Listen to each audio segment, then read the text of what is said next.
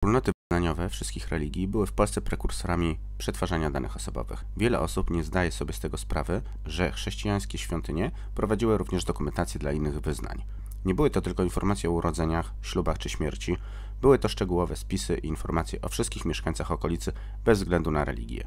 W tym odcinku dowiesz się, jak chronologicznie odbywało się przechowywanie akt przez poszczególne wyznania, jak wyglądały śluby międzywyznaniowe.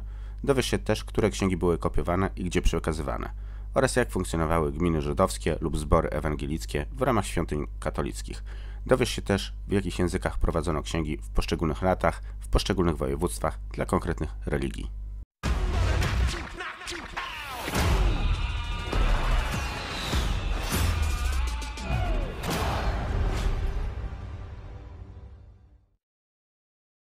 Wyznaniowa księga metrykalna to rodzaj księgi parafialnej prowadzonej przez jednostkę organizacyjną poszczególnych religii w celu rejestracji chrztów, ślubów, zgonów lub innych zdarzeń istotnych w danym kościele.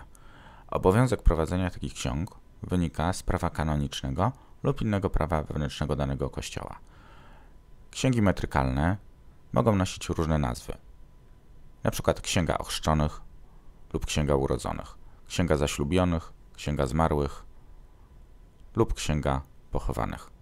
Inne rodzaje rejestrów, np. bierzmowanych, zapowiedzi przedślubnych, należą do ksiąg konsystorskich. Księgi metrykalne w kościele rzymskokatolickim prowadzone są od XVI wieku w wyniku uchwał podjętych na Soborze Trydenckim w latach 1545-1563.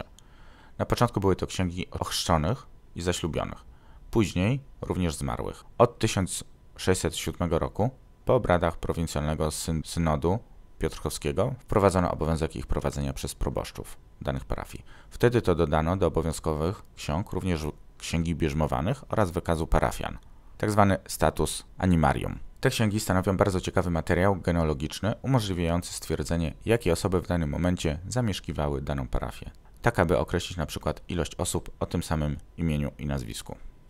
Pod koniec XVIII wieku zaczęto wprowadzać państwową rejestrację stanu cywilnego. Początkowo państwo korzystało z rejestracji kościelnej, proboszczowie byli urzędnikami stanu cywilnego, a z czasem powstały osobne, współczesne urzędy stanu cywilnego.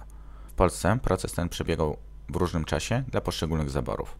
W zaborze austriackim od 1782 roku, według przepisów państwowych, księgi metrykalne prowadziły parafie katolickie, odrębne dla każdej wsi w swoim odrębie. Początkowo obejmowano nimi także pozostałe wyznania religijne, dopiero po kilku latach powstała osobna rejestracja wyznaniowa, ewangelicka i mojżeszowa. Wtedy, w przypadku małżeństw wyznaniowych, rejestrowano je w księgach wyznaniowych właściwych dla każdego ze współmałżonków.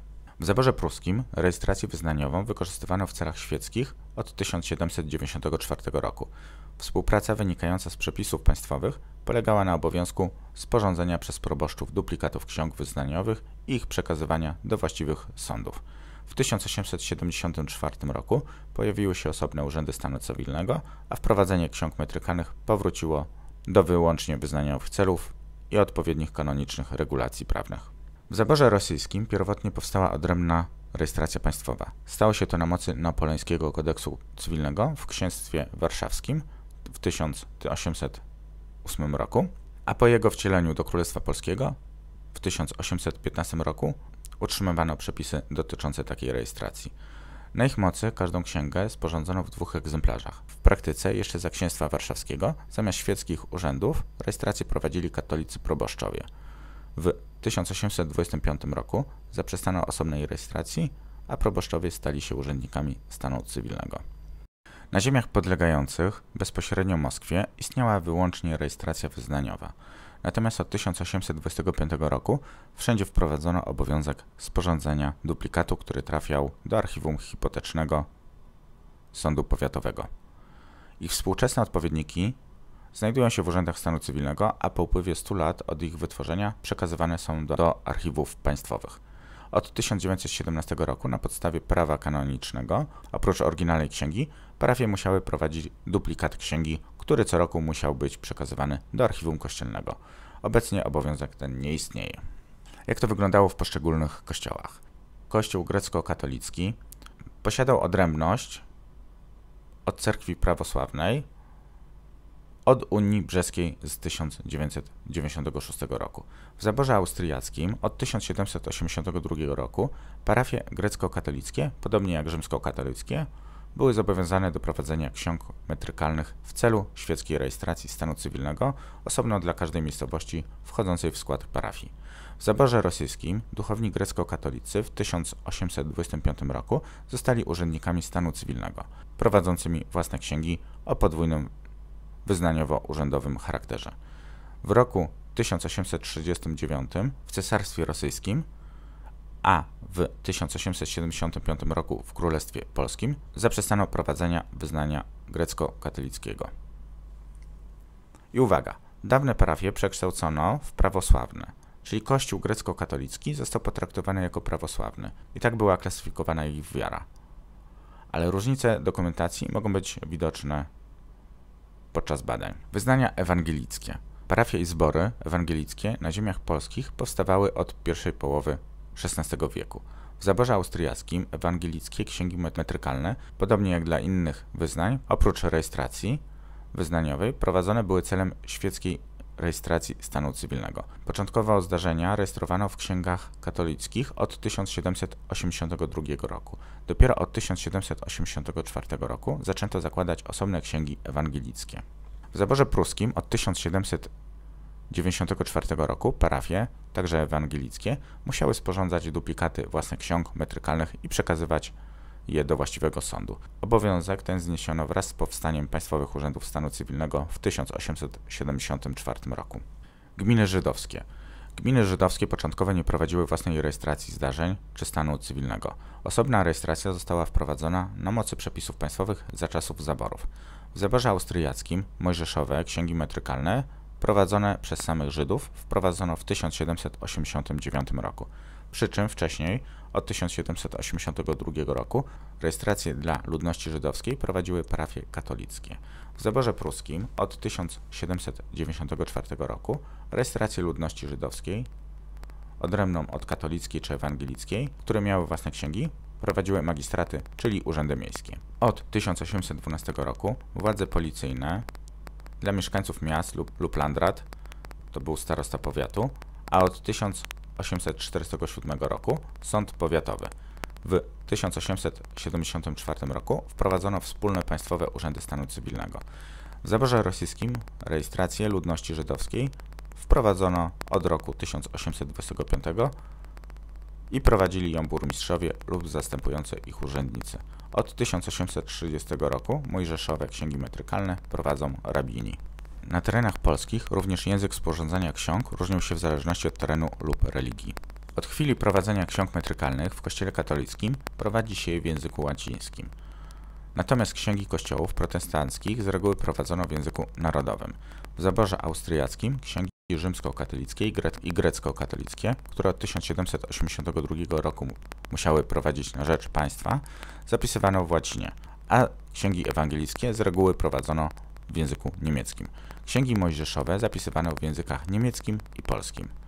W zaborze rosyjskim księgi metrykalne dla każdego z wyznań prowadzone były w języku polskim, a od 1868 roku wyłącznie w języku rosyjskim. Natomiast w okresie I wojny światowej w księgach metrykalnych ziem wyzwalanych spod zaboru rosyjskiego pojawia się z powrotem w użyciu język polski. Poszczególne rodzaje ksiąg mogły różnić się również zawartością. W kościele rzymskokatolickim w XVI wieku i XVII wieku najczęściej wpisywano tylko datę chrztu bez daty urodzenia. Od XVIII wieku zaczęto wpisywać również datę narodzin, a w księgach zgonów pojawiała się albo data pogrzebu, albo data śmierci. I tutaj te daty często były traktowane zamiennie. Wpisywano też numer domu, w którym mieszkała, zmarła lub została urodzona osoba. Często wpisywano również wiek zmarłych i zaślubionych oraz wiek osób zgłaszających zgon lub narodziny oraz będących świadkami ślubu. Wiek osób zgłaszających zgon również może stanowić cenne dane genealogiczne. Miejsce przechowywania.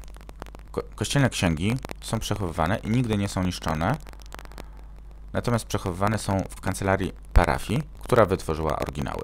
Wcześniej prowadzono jedną księgę dla całej parafii, ale zdarzały się te sytuacje, gdy zakładano oddzielne księgi dla każdej miejscowości. W razie utworzenia nowej parafii lub zmiany przynależności miejscowości do parafii, księgi metrykalne, które były z nią związane, były przeważnie przekazywane do nowej parafii. Obecnie duplikat każdej księgi przekazywany jest do archiwum kościelnego. Zasady udostępniania.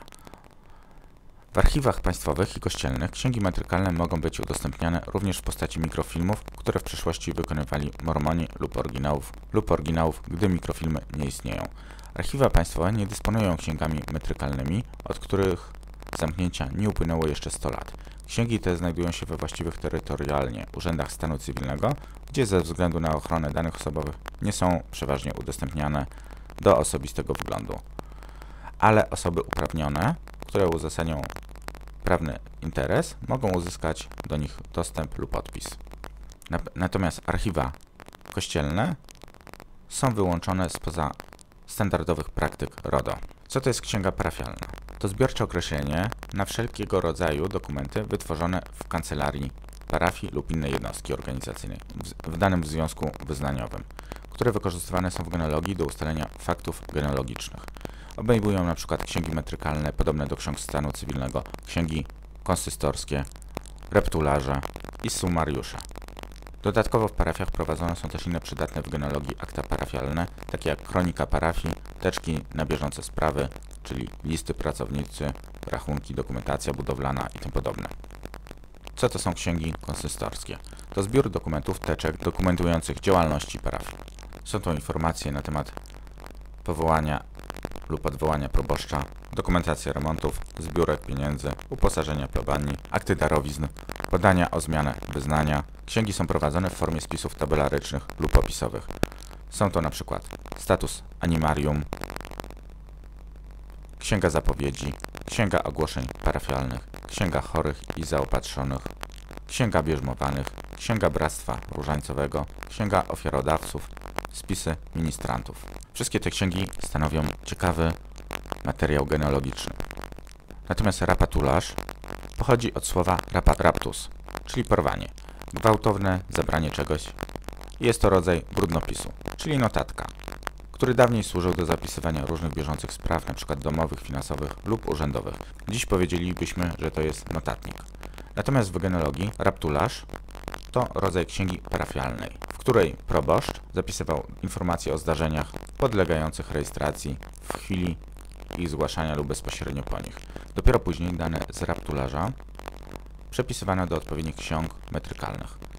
Sumariusz to z kolei spis, rejestr, wyciąg z aktów, dokumentów ze zbiorów archiwalnych z różnych źródeł. W sumariuszu kościelnym znajduje się m.in. alfabetyczny spis osób ochrzczonych lub tych, które zawarły małżeństwo. Kronika kościelna to faktograficzny opis wydarzeń w układzie chronologicznym. Kronika nie zawiera analizy tych wydarzeń, może zawierać podsumowanie oraz komentarz. Zapis tych danych wydarzeń może odbywać się na bieżąco.